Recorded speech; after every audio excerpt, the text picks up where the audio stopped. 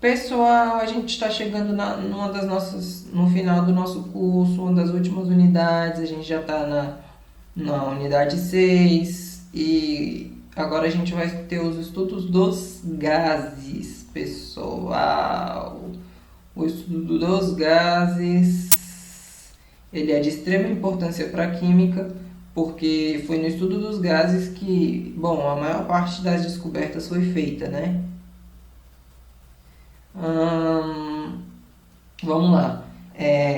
Depois desse estudo, né, a gente quer que vocês entendam, né, consigam classificar as transformações dos gases, né, e conhecer o enunciado da lei das transformações dos gases, pessoal. Vamos começar?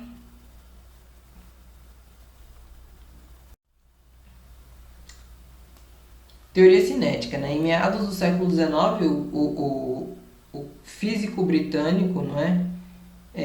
James Joule dedicava-se ao estudo do calor como forma de energia, né? Medindo o aumento da temperatura de uma massa de água dentro da qual fora adicionada uma roda de pás propulsoras, ele calculou o equivalente mecânico do calor. Cerca de 4,2 joules por caloria tem valor 1 no sistema internacional. Porque todas as formas de energia são medidas em joules. Bom, isso aqui a gente está num conteúdo mais físico do que químico, mas como deu para perceber muitas vezes, a química e a física elas se misturam muito. E bom, é isso, não é? Também pesquisou a pressão dos gases, né? Postulando que era causada pelos milhões de colisões de átomos ou moléculas de gás em altíssimo movimento contra as paredes do recipiente. Ele falava que os gases ele fica o gás em um determinado recipiente, né? Por exemplo, o oxigênio presente na sala, o oxigênio que você está respirando presente na sala, ele está, por exemplo, batendo nas paredes da sua casa ou da sala que você está, bom, dependendo de onde você está, né?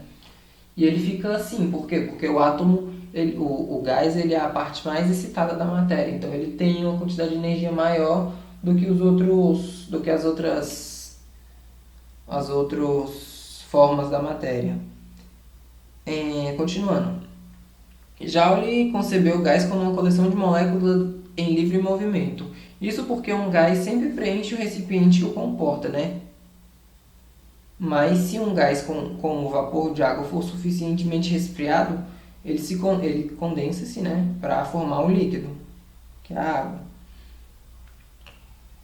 No líquido, apesar de ainda estarem em movimento, as moléculas mantêm-se sobre a superfície e o líquido toma a forma do recipiente que o contém. Se a água for ainda mais resfriada, congela, ou seja, condensa-se para formar um sólido, o gelo. No estado sólido, as moléculas estão mais ou menos fixas em sua posição, numa estrutura cristalina, apesar de vibrarem, vibrarem ligeiramente.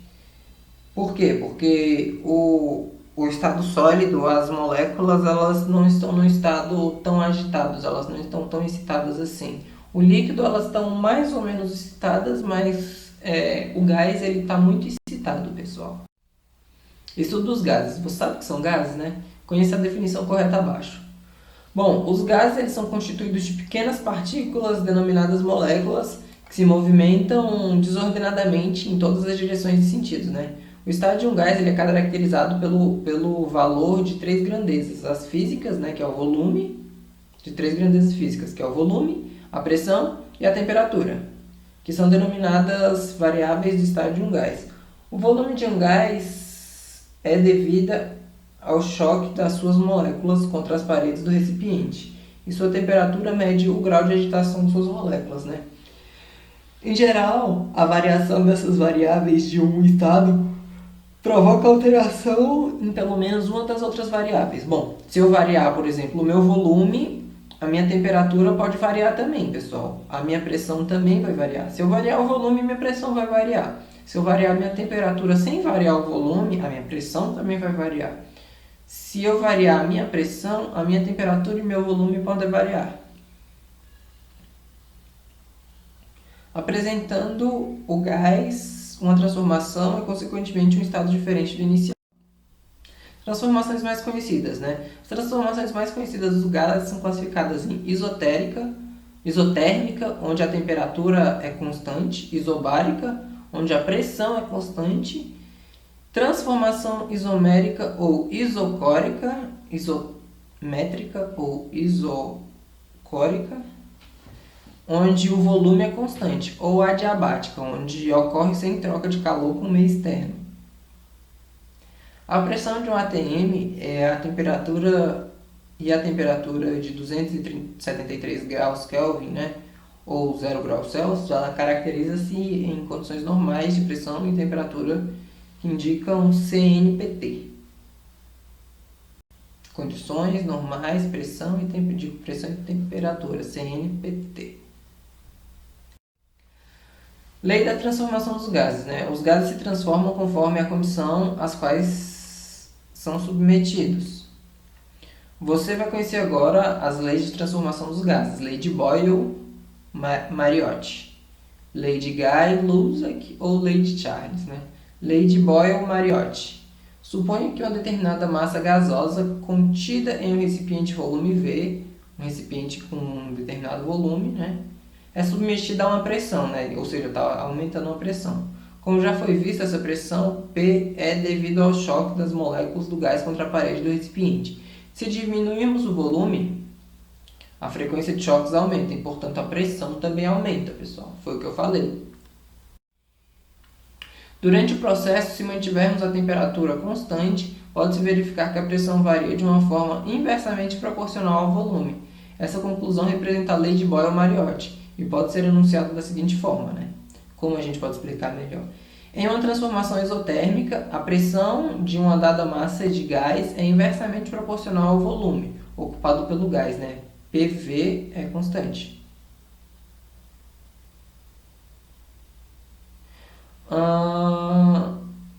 Essa constante depende da massa e da natureza do gás, da pressão e das unidades usadas. PV1 é igual a PV2, pessoal. Se eu fizer o cálculo da pressão e do volume no início do experimento, no final do experimento que eu aumentei a pressão, o volume vai diminuir. E significa que o volume diminui conforme a pressão aumenta. E significa que, tanto no início como no final, eu fazendo o cálculo da minha pressão inicial e do meu volume inicial, a minha pressão final vezes o meu volume inicial, ele vai ser exatamente igual ao inicial. O final ele tem que ser igual ao inicial. A representação gráfica da pressão em função do volume é uma hipérbole equilátera, né, chamada de isoterma, né? Com o aumento da temperatura, o produto, né, torna-se maior e as isotermas se agastam da origem dos eixos.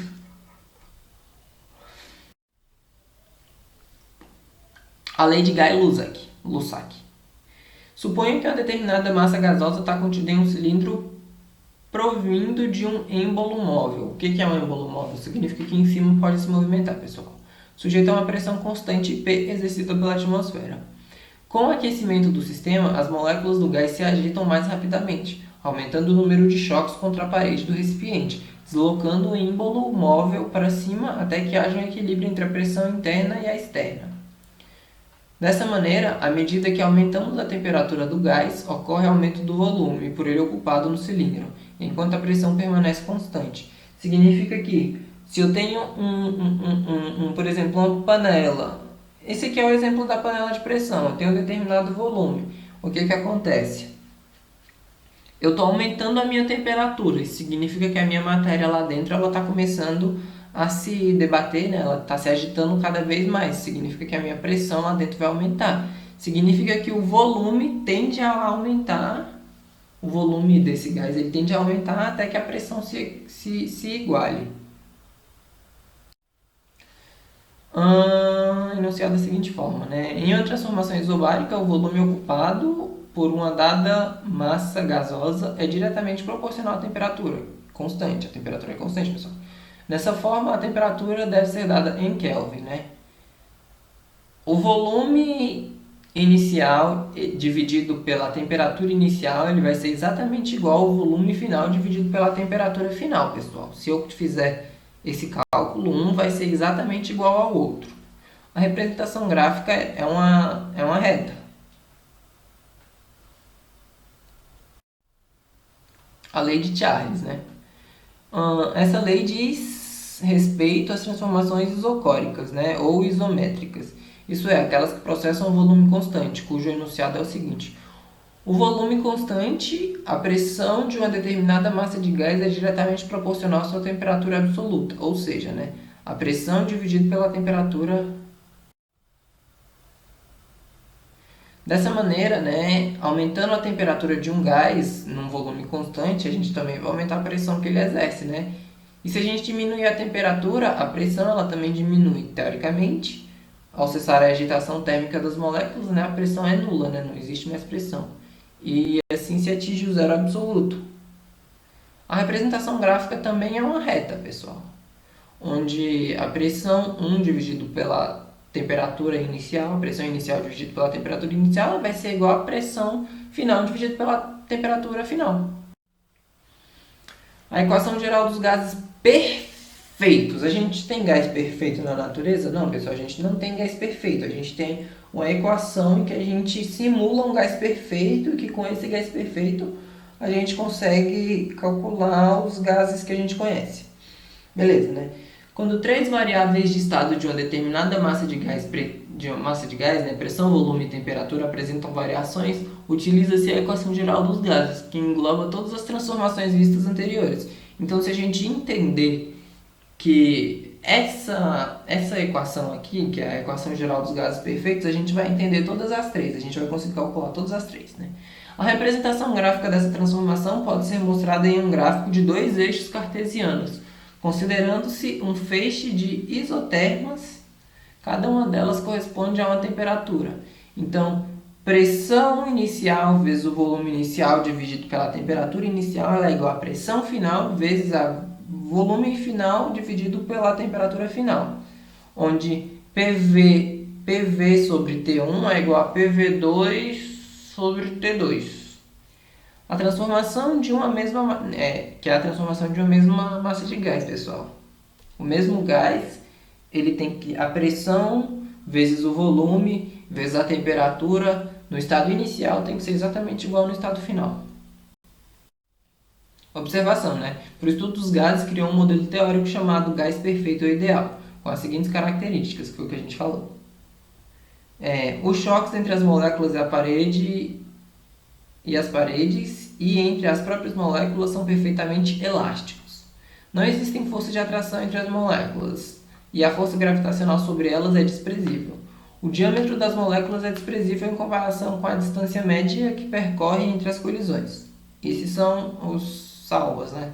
Que a gente tem que lembrar dos gases perfeitos, eles estão enunciados aí.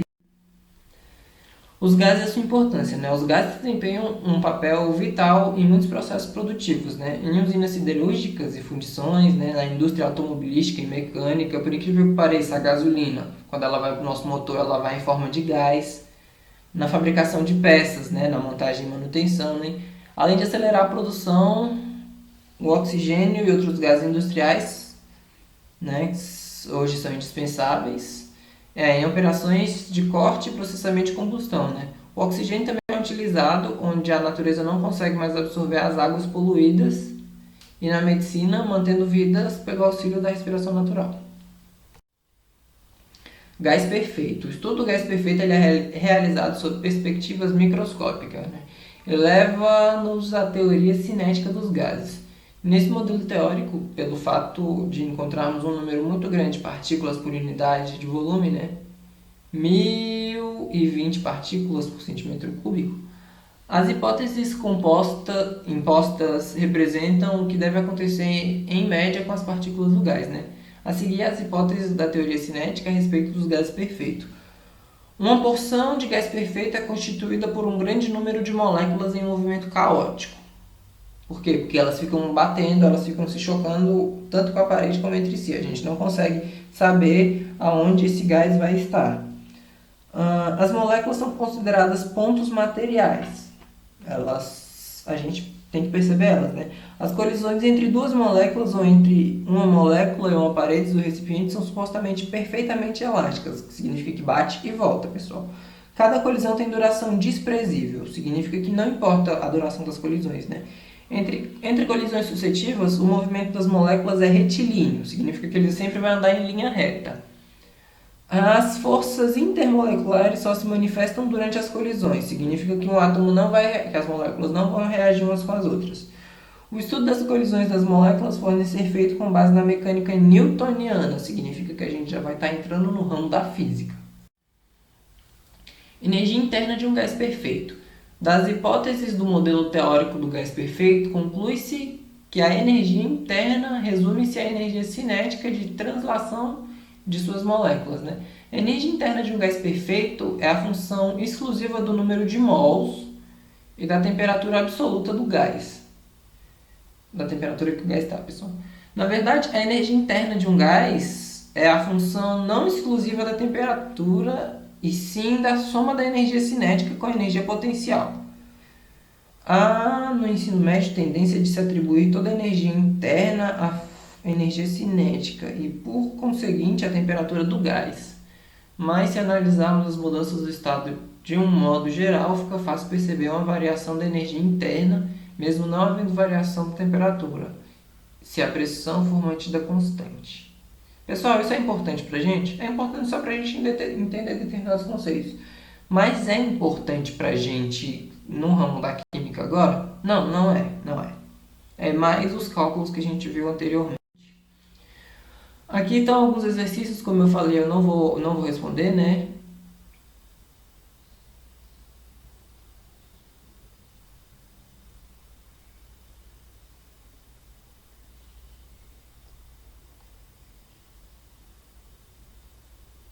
Aqui estão exercícios que eu não vou responder, eu estava lendo os exercícios, pessoal.